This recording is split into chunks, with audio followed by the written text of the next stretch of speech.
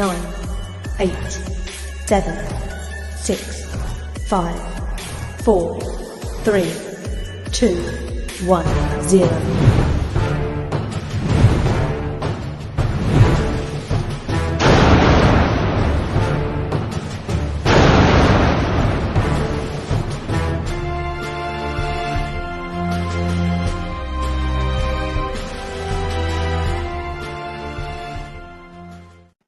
I don't know how much mayhem there's going to be today, but we're going to find out. Jim Williams here from Sports Talk Florida. My wingman today, Chris King. Chris, how you doing, bud? Not bad, Jim. Yourself? Not bad. The Steelers started the Kenny Picket era last week against a team you're quite familiar with, and it didn't go well. Any observations on Kenny for the first, few minutes out there on the field? Well, I think the biggest problem for Kenny Picket is he doesn't have an offensive line. I mean, when you're running for your life seemingly on every play, it makes it difficult to try and stay in the game. Now, Pittsburgh's defense didn't do him any favors because they couldn't stop anybody. I mean, third play of the game, you've got Buffalo backed up on their own 2-yard line, and you go up a 98-yard touchdown. Then you fumble the ensuing kickoff, so you're already in trouble from the start. Mm-hmm. Pickett looked about as good as you could expect for a rookie quarterback making his first start on the road against one of the best defenses in the National Football League. You know, he had to throw the ball 52, 54 times and went for over 300 yards, but they were empty yards. It's kind of like when you just sit around and eat a bag of chips. You know, there's calories there, but they're empty ones. And that's basically all Pittsburgh's offense was. Unfortunately for him, it doesn't get any better today because you look at Pittsburgh's injury report, and it looks like a mash unit. They don't have a tight end to throw to because Pat Freiermuth is out with a concussion. So that leaves the ever-popular all-pro duo of Zach Gentry and Connor Hayward. We got news for you. Neither one of them are going to make much of an impact. Chase Claypool has disappeared. In the witness relocation program? Pretty much. I mean, everybody thought he was going to be great the first half of most of 2020, the first half of last year, and since then he's fallen off a cliff. So you've got George Pickens, who's still a rookie and still making his way in the league, and you've got Deontay Johnson, who alternates between making highlight reel catches and dropping ones that he should have to hit him right in the hands. Oops. We've got the 1:00 game. It's Tampa Bay and Pittsburgh.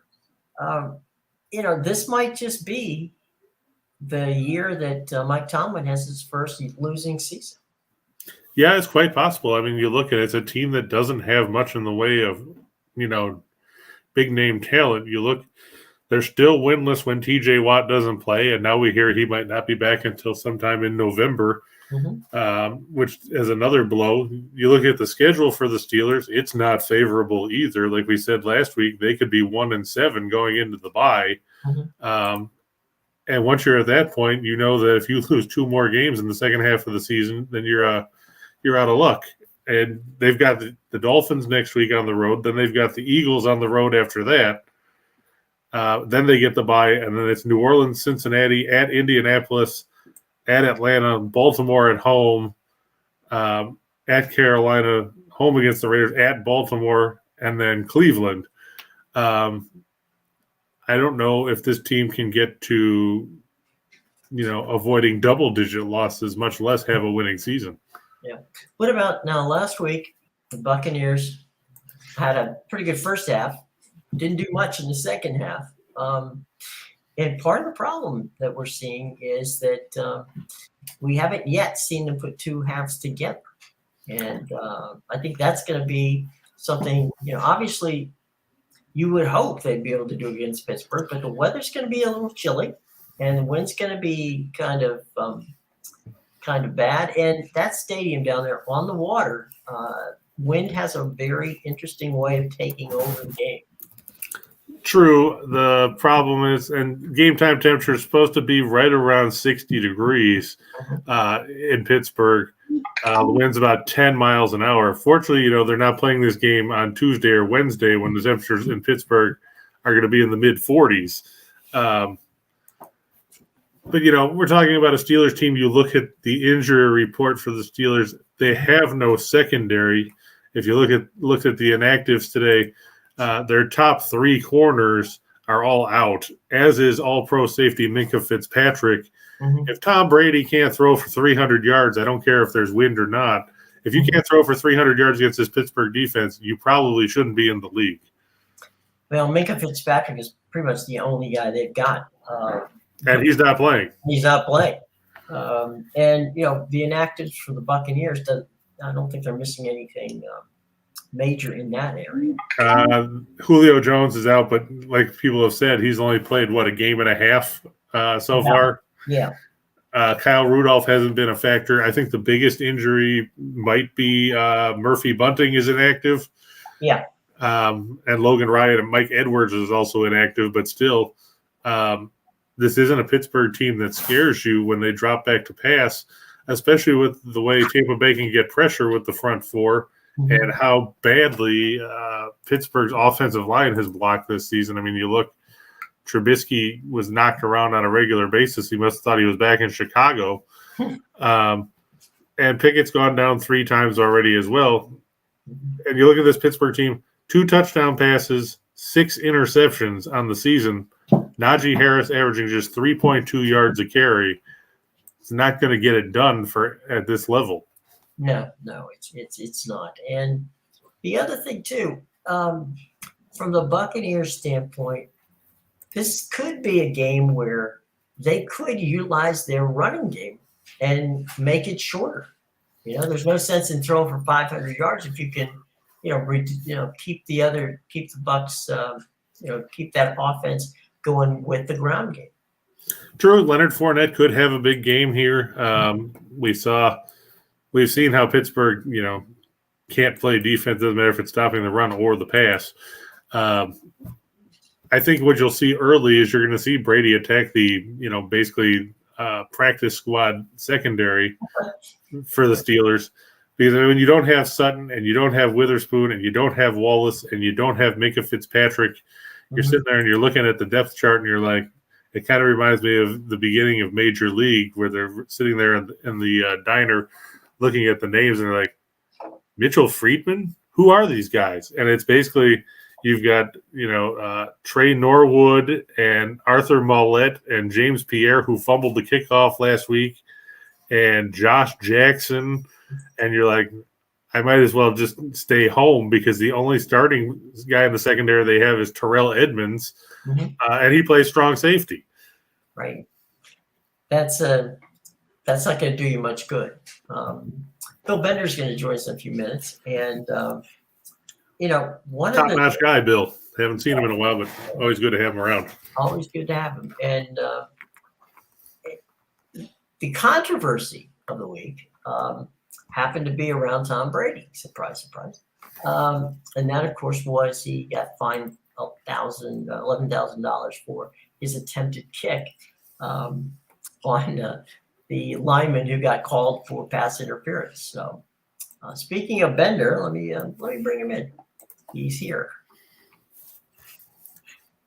Hey, Bill, how you been? Hey, long time no see, guys. Great to talk to you. Good to see you. Hey, we were just getting ready to talk about the call last week on Brady getting $11,000 fine for attempting to kick the guy who supposedly tackled him and got him got the penalty for roughing the passer. Yeah, I wouldn't have fined him. I think roughing the passer last weekend became the story of the weekend, and whether you felt like it was or wasn't, I mean, that one was obvious. I didn't see that one live, so I'm going to be honest. So I watched that one on replay. Now, the Chris Jones one I saw live Monday night. I'm sitting there on my couch like everybody else, and I just could not believe the call. As you guys know, I covered the college game too, and I equate it to targeting. What's happening with college football and targeting, where it drives fans crazy every time we see it. Roughing the passer. Look, I get the intent. I know you want to protect your quarterbacks because it's good business for the NFL. Understand all that. Safety, concussions, everything. But a lot of these hits don't fit that description. That said, I still wouldn't have fined Brady. I mean, come on. Let me ask you a question. Yesterday, I was watching a ton of college football, and I can't even count the number of roughing the passer penalties that were given out yesterday. It was like it was almost like more roughing the passer penalties than holding penalties. Right. Well, I mean, yeah, and well, is it an overreaction, or did it just happen to be that kind of day? Well, sometimes it's that kind of day. Like Tennessee, Alabama, they actually didn't call a couple that I'm like, man, Bryce Young took a shot there. That might have been gratuitous. Tennessee was hitting him pretty good, and they let some things go. But then again, that was a top 10 game. I watched a lot of Michigan and Penn State. There weren't a lot of roughing the passer calls in that because it was a lot of running plays, to be honest with you. At Penn State cannot be accused of roughing the running backs because they ran all over them yesterday. You have to tackle them first. But there were a few interesting calls in the USC-Utah game for those that stayed up that was late. The one I saw. Like what are we doing here? So I guess so. Troy Aikman got in trouble for his comments last week. Mm-hmm. The comment was wrong, but his sentiment wasn't. That what are we doing? Like he wants something done about it. It wasn't he maybe made the wrong remark about it, but I think and that's a former quarterback that was getting hit in the 90s when it was a little bit different then, as we all remember. So I totally understand where he's coming from, and even if he had a poor word choice. Right. Now you talk about targeting, Bill. Did you see the hit that Omari Thomas had on Young yesterday? They didn't flag. Should that have been a flag? Yeah, I would have flagged that one. The one where he got hit and then hit off the hit the offensive line and then snapped the head off the ground. That one you got to. I mean, and that's the frustrating part with targeting is the inconsistency of the call. Again, so I've said for years with targeting in the college side that the way that I would do it is, you get it like a soccer. I don't watch a lot of soccer, but I would treat it like soccer. Like the first one is a yellow card. Mm-hmm. The second one is you get 2 essentially. And then the second one, if it's malicious, it's red, you're gone. That's how I would do it because it impacts games so much. And these are college guys where could you imagine an NFL game if they called a targeting call on, I don't know, let's say Levante David, and he has to miss the first half of the game the following week. Mm-hmm. The absurdity of that punishment is just it's affected games. It's affected college football playoff games. We've seen it happen. Right. Clemson didn't have James Skalski for a half a couple of years ago. So it's maddening. And I think the NFL version is different because we have an idea of what roughing the passer is and what it isn't. And it's just not being applied properly in most cases. What about from a standpoint of the college game with regard to some things that you've surprised you this year? I know that you really pay a lot of attention to what goes on in college football. Go ahead. No, I mean, Alabama losing, I always joke that once they lose, the season actually starts. Now there's people that think they can win. Right. Georgia's been impressive. Their defense is impressive. Tennessee's been impressive on the offensive side. Mm-hmm. I think you're barreling toward an Ohio State-Michigan 11-0 matchup, which around this part of the country, they'll be pretty ratcheted up for that. The Pac-12 has been a surprise, honestly, because it's not bad. Each week they've had a good game out in front of your face, which after week 1, when Florida beat Utah and Georgia just hammered Oregon, you were like, the Pac-12's done. And, they've done a good job of putting good games in front of the living. From a player standpoint, I always kind of transcend to the NFL. Let's see if you guys disagree. If I was taking 2 quarterbacks from the college game right now and saying, I want him as a franchise quarterback in the NFL, these aren't the answers you're going to expect. I would take Caleb Williams from USC. Mm-hmm. I mean, the Mahomes comparisons are real. Right. He's not Patrick Mahomes, but there's some elements of his game that are the same. Right. And I would take here's my kind of hot takey pick. I would take Quinn Ewers next. Really? I've seen enough. He's if he didn't get hurt, they would have beat Alabama. Mm-hmm. I can say that comfortably. I think they would have beat Alabama. He changes as he grows into that role, he's the other one I would take. And then you get into like, I'm not saying CJ Stroud or Bryce Young or JJ McCarthy. Yeah, like I'm not saying those guys are going to be bad. I would just, if you gave me two, I'm taking Caleb Williams and Quinn Ewers. Oh, well, I mean, last night it was basically whoever had the ball last won in that Utah game against USC, and I mean that was defense optional. I mean they basically couldn't stop each other. Right. And then Cam Rising led a drive with 47 or 52 seconds left in the first half to take them within one score in that situation with the just before halftime. So there was some wild stuff going on there. Let's talk a little bit about. I know we've got you for a while, and you just let us know when you got to go. Let's go around the league and do some flash runs around the league and go see what you thought. Okay, we Tampa Bay Pittsburgh. We'll get started with that one. What was the question? I'm sorry. The question is, as I said, I know we have a limited amount of time, so I figured let's do a flash round of going through some of the games today, if you don't mind. Yeah, sure. Go ahead. Let me know. Let's start with the Steelers and the Bucs. Yeah, I mean, the Steelers are struggling offensively. I think for Tampa Bay, it's to come out and knock them out early, so they can't rely on a Najee Harris. I mean, it's puzzling that he's only getting 9-10 carries a game. So, yeah, I'll go with the Bucs here. Tom Brady. If you're into the fantasy thing, receivers, Mike Evans, Chris Godwin, even Russell Gage, it's all systems go. I think you can trust your Bucs today in this game because I think they've got to throw the knockout punch early. Yeah, it can't be like last week against Atlanta where you play one good half of football and then let the Falcons hang around. Granted, the Steelers aren't Atlanta, which is scary to say that make it sound like Atlanta's a good football team. But I agree with Bill. They need to jump out early and put this game away because the last thing you want is a team that has no motivation right now, sitting at 1-4, to hang around. Yes. All right.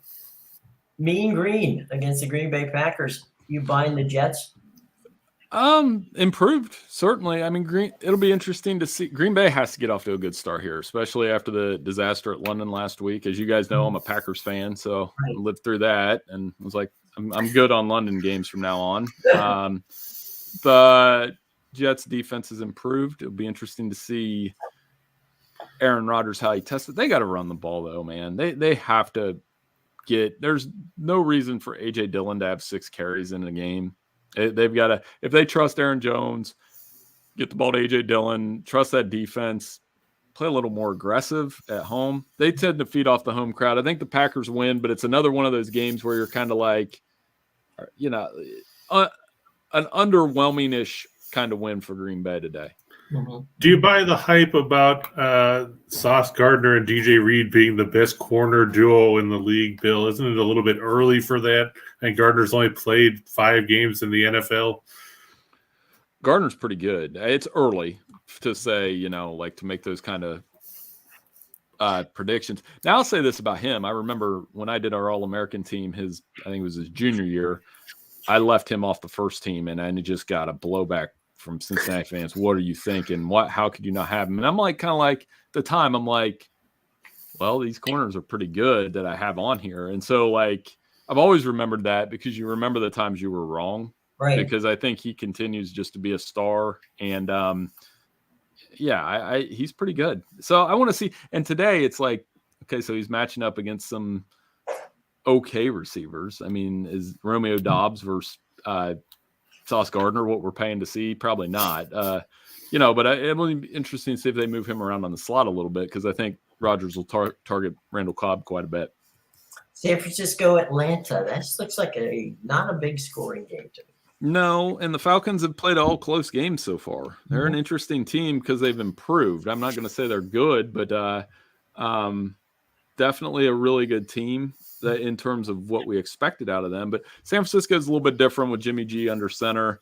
I think they can travel across the country. It might be tight for a little bit, but if he continues just to get the ball out on schedule, not make mistakes, get the ball to Debo, get the ball to Kittle. Wilson's been pretty good in the running game. Is Boza out? I didn't look this morning. He may be out. I think so. Oh, okay. No, don't check because I have the inactives up here. I'm pretty sure that Bosa was listed as being inactive. Yeah, he is. Him and Armstead, and of course Trent Williams. That changes a little bit. I mean, Atlanta might have a little bit of a success in this game. Yeah. So another close game, but I like the Niners to get out. All right, moving on. Minnesota at the who's going to play quarterback today in Miami? We know who it isn't going to be. Right. It's their top two quarterbacks. So, it's going to be a tough time for the Dolphins down against a decent Minnesota team. Yeah, they're going to need to run the ball with Mostert and try to control the clock a little bit. I mean, they're probably going to get a lot of Justin Jefferson in return. Still a road game for the Vikings, though. I mean, stranger things have happened in Miami. I think that won't be tighter than expected. Minnesota wins. Yeah, I agree with Bill. I think Minnesota should win this game. They've got too many weapons offensively, and the Skylar Thompson show did not look impressive against the Jets. The funny thing for me is I look at it as karmic balance because when you look at when Miami beat Buffalo when Tagovailoa got knocked senseless in the first place and shouldn't have been back in the game, all the Miami fans were talking about how, Buffalo couldn't use injuries as excuses for losing the game, despite the fact they didn't have their entire secondary. And then we look and they get blown out by the Jets. And the first thing you hear is, well, we didn't have our quarterback and we didn't have this and that. You can't have it both ways. I just find it funny that Miami's going to go back to using excuses just like they do every other year when they finish as a mediocre football team. This next one is going to be a fun game, and that's Baltimore and the Giants at the Meadowlands. And it should be interesting because we're going to find out if the Giants are for real, and we're going to find out if Baltimore can get out of their own way. Yeah, for sure. And the Giants have proved to me last week they're well coached, really well. I mean, they were prepared. Daniel Jones is beat up, and they played to their strengths. I mean, that's something that Coach Dabo will probably learn from Alabama, as crazy as it is to talk about Alabama today. But they get the ball to Saquon a lot. They're shorthanded at receiver, so they're creative with the tight end. Their defense has been impressive. So, and Wink Martindale, obviously familiar with the Ravens. That said, I think Lamar, they got to get the ball to J.K. Dobbins a little bit more in supporting the running game. They'll have Bateman, but he'll keep it simple. We'll get the ball to Mark Andrews. They'll make the plays, and I think Baltimore, they're going to build off that win against the Bengals last week. Do you guys, are you guys buying Saquon Barkley? He's just having a heck of a year so far. As long as he can stay healthy. Yeah, I mean, just 20 touches a game, that's what they're going to do. He just got to stay upright. And I like how they've been creative with him in the Wildcat and the screen game, little out routes, so to speak. Kenny, like Chris said, can he hold up for 17 games? That's a big question. That's a key. All right, New England and Cleveland. It's a big sports day in Cleveland. It is. My wife's a huge Guardians fan, so she was up late last night watching them win. They're really excited. I had picked the Browns, but I don't feel great about it, because every time they get in a close game, they find a way to mess it up. And New England, Belichick will find a way to keep this game close. Last time they played, New England just destroyed Cleveland, but that was in Foxborough. I think the home crowd will be a little ratcheted up. I don't know, though. I mean, I think they're going to try to take away Nick Chubb and Njoku, and if they can do that, they'll have a chance. The biggest problem I see with Cleveland, Bill, is they can't stop the run. I mean, they got gashed last week by the Chargers. They got gashed by the Falcons. And now you've got Ramondre Stevenson running the ball for New England. Can this Cleveland defense stop anybody on the ground? No, their defense is bad, which is surprising how bad it is. And I think that's what's going to keep New England in the game. Will Belichick take chances with Bailey Zapp that he may not take otherwise? I think now he's got a start under his belt. I mean, they may do that. So I think we get a close game here again. I like Cleveland to pull through at home, but like I said, won't be surprised if New England wins. How about the Guardians? Clowney and Denzel Ward are out for Cleveland, so those are a couple of big hits on the defensive side of the ball too. For sure. And as for the Guardians, you never take it. I'm a Padres fan, actually, randomly. Really? I was a huge Tony Gwynn fan growing up, so I stayed up late last night. I'm in a good mood because they finally beat the Dodgers. That never happens, and That was a heck of a game. they haven't been to the NLCS since I was a freshman in college, so I'm really excited about the Padres. But it won't be excited if they end up playing the Guardians in the World Series, because that will mean for we'll use our kids against each other, because she's turned my son into a Guardians fan, and I'm like, so that will be brutal for a couple weeks. No, you don't need that. Speaking of brutal, here's a game that friends and family game coming up. We got Cincinnati and New Orleans. This is your Bengals. They should have their way with New Orleans, you think? They should. New Orleans short a bunch of receivers, down Marshawn Lattimore, and the Burrow Chase factor here. Like, Burrow came in with the Jamar Chase jersey. He has a huge following in Louisiana, obviously, and I think he's going to put on a show in this game. They haven't really blocked well for him, and he hasn't had a lot of time to throw because he's been under fire. But I think this feels like the Jamar Chase, Joe Burrow game that gets them unleashed in the Bengals. Although it's worth noting, Andy Dalton, 2-0 against his former team, has beat them with the Bears, has beat them with the Cowboys. If Andy Dalton beats the Bengals again today, some of my friends are going to have a meltdown. Well, this is one that is the game of the day, I think. And that, of course, is Kansas City taking on the Buffalo Bills. I'll let Bill start. Yeah, it should be fun. Up and down. If it's anything like last year's game, I mean, the quarterbacks will take center stage. Buffalo has the edge and the motivation. I think it's tough to go there and win. I mean, this is a game that may count in the standings later. I did pick Kansas City to win, but coming off a short week, I could see Buffalo going in there and winning this game. I think it matters for a fun game, big window, all those kind of things. Where I don't think it matters as much as I think we're going to see them play again in the playoffs. These are the two best teams in the NFL, in my opinion. They'll probably play in the AFC Championship. I don't think anybody's better than – I'm trying to go through my head to think if an NFC team's better. No, they're not. These are the two best teams in the NFL right now. But in that regard, Bill, if they play somewhere else, this game would matter, wouldn't it? Because it'll matter where they play. Right. I mean if you want it in Buffalo, obviously, yeah. Right. I think it's going to be a good game. I think Kansas City's secondary is awful. We saw them get torched by Derek Carr on Monday night. We saw some dumb play calls. We also saw Kansas City get bailed out by the officials. I know Bill talked about the roughing the passer call. But what about the defensive holding call on a missed field goal in the fourth quarter when George Kuntz was 10 yards away from the play? They gave the Chiefs a first down that helped them score that touchdown to put them ahead. The secondary is beat up for Kansas City. I don't believe Rashad Fenton is playing. I don't believe Trent McDuffie is going to be active either. L'Jarius Sneed has looked pedestrian. Buffalo's got a lot of weapons. They do, and it'll be fun. I do.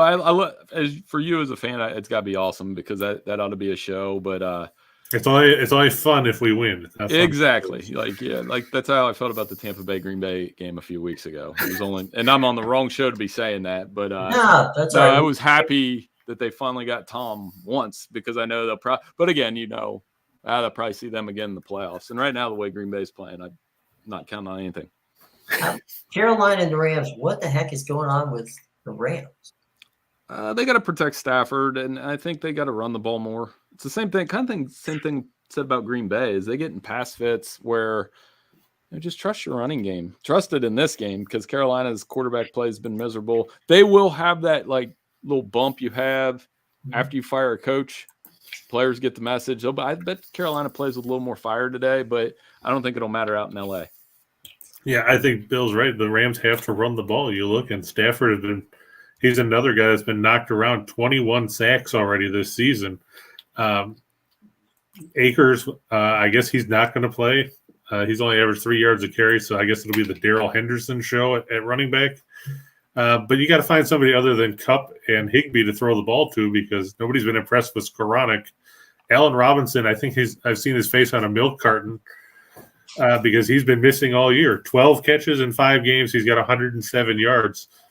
nobody's impressed by that. And, everybody was talking about this is going to be the guy that's going to replace Robert Woods and replace OBJ and everything else. And the only thing he's replaced so far is the empty Gatorade cups on the sideline. Right. Absolutely. So, this is a big win for them. I think they get a win, get it back on track. And then, like I said, that NFC is pretty wide open. And then tonight, Dallas, Philadelphia. I don't know if either of these teams are real, but we're going to find out. We absolutely will. I'm kind of going through my DraftKings lineup now, like with this game, because I do those Sunday showdowns, so I can have something. Okay. It helps me stay up while I do my college football prep work, is I have motivation. Even with this game, actually, I want to stay up and watch. Some of them Sunday nighters can get brutal, but I like Philadelphia to win at home. I'm anxious to see how that pass rush gets after Jalen Hurts. The connection he's had with A.J. Brown hasn't been as good as people think, at least, from an accuracy standpoint. Mm-hmm. But having that, and I think he gets Devontae Smith involved. Watch for Dallas Goedert to be pretty good. On the other side, Cooper Rush, if he wins this one, I don't know what Jerry Jones is going to say on Monday, but it's going to be interesting times in Dallas. He's going to say Dak who? Yeah. He's going to trade Dak to put Dak on the market for whoever needs a quarterback. But I like the Eagles to win at home. And this game is on Sunday Night Football so much, and there's been so many bad ones. I'm actually looking forward to a good one tonight. Yeah, I agree with Bill. I think that, Goddard is going to be a big factor here, because if Micah Parsons and that defensive line gets pressure on Hurts, Goddard is a nice safety valve. He's been targeted 29 times, but he's caught 24 of them. As opposed to Brown, who's caught 28 of 45 targets this year. Goddard's going to be a big factor in the middle of that defense, and going to do a lot of good for Jalen Hurts, as long as he doesn't try to force the ball down the field. Monday Night Football, Denver at the Chargers. Is the Broncos going to be on primetime every week? Is that? I'm tired of seeing the Broncos on primetime. My buddy Russell Wilson put it in. Yeah, I shouldn't. My buddy sends me that Broncos country thing every time, and I'm like, are they really on again tonight? And so I think Chargers, on track with Justin Herbert. Glad he's healthy. Austin Eckler's been great. Trying to keep pace in that division. I know we came into the season thinking that the AFC West was this best division, but it's separated kind of how I thought it might. That Kansas City and the Chargers are a cut above the other two. And I think that continues on Monday night, and the Chargers pull out a win. Yeah, I think I agree with Bill too. I think the Chargers are the better team here. Eckler has gone bananas the last couple of weeks. The Broncos are good at defending the pass, but they don't score any points. Come on, they just lost to the Colts. But this is the fourth time in 6 weeks we've got to see them in prime time. It's ridiculous. And they got a standalone game with Jacksonville in 2 weeks in the London game. Fortunately, that we don't have to see them in primetime again until December. Maybe they'll flex that game out. But it is against Mahomes and the Chiefs. But, it's been horrible. You look at this team, they've scored more than, 16 points once in 5 games. I don't think they can score enough to keep up with the Chargers. For sure. But, well, I appreciate you guys. I got to run, if that's okay. We greatly appreciate that was fun. Yeah. I got to run. Do me a favor and shameless plug time. Yeah. I got so I'm running my kids to lacrosse, and then my son has a game at 4 p.m. and we're trying to get on the right side of the win column. We've been getting beat up the last couple of weeks, but it's okay. It's all about fun at that age. Where can we find you on Twitter? And what are we going to read from Bill Bender? I'm at Bill Bender 92 on Twitter, on sportingnews.com. We'll have all kinds of fallout from the weekend. One of the things I'm working on today is the 7 games that will define the second half of the college football season. Obviously Georgia, Tennessee, Michigan, Ohio State, but there's some other games on there that you're going to be like, oh, really? I got to watch that one too. What bowl projections, college football rankings. I always do my picks on Tuesday. We have a winning record so far. So staying busy over there, but it's always good to check in with you guys. Hopefully we can do this again during the season. Look forward to it, Bill, as always, and we're going to be reading you, as we always do, on Sporting News. Thanks for dropping by. Hey, no problem, guys. Take care. Thanks, Bill. So there you go. It's Bill Bender. Got to get the lacrosse done and taking care of all the fun stuff. So always good to have Bill drop by. He really does have his finger on the pulse of what's going on in college football, and many the pros. he's covered over the years are now in the pros. So there you go from that standpoint. One of the things, Chris, I'm interested in seeing is today more of how Kenny Picket takes care of the poise factor. No, he doesn't have an offensive line. His wide receivers are lost in space, but can he marshal through this season? And I think that it's going to be interesting how he and the situation goes with the offensive coordinator and Mike Tomlin in that regard. The OC may not be the OC next season. Yeah, that's true. I mean, I saw that, he did have some fire. He got up and tried to scrum with Shaq Lawson after he thought Lawson hit him low. So, I mean, he's motivated. The problem is you don't have any talent necessarily around you. Like I said, Harris ran the ball 11 times for 20 yards last week. Right. When Pickett has half the rushing yards of your number one running back and he only ran the ball once, that's usually not a good sign. Mm-hmm. I think he's going to end up running for his life again today because we've talked about when Big Game James is here about the defensive line of Tampa Bay and how they can generate pressure. Mm-hmm. This is going to be a rough one for Pickett. Yeah. What about let's talk about the Bucs. We've got a situation here where, I said earlier, I hope that this would be a game where, that they decide to run the ball because you can make the game shorter. You can get in there, get out of there. You figure 28 points is easy going to win this game. Maybe not even that much. Right. So if you're playing and just grinding the clock out, that might be your game to do because, two things you want to do. You want to get the win. You want to come home healthy. And, they have that opportunity today. If they start getting cute, this thing could end kind of messy. Well, you look and, in the first 5 games of the year, Brady has thrown the ball 207 times. They've run it 106. So you're basically looking at almost a 2-1 split as far as pass run goes.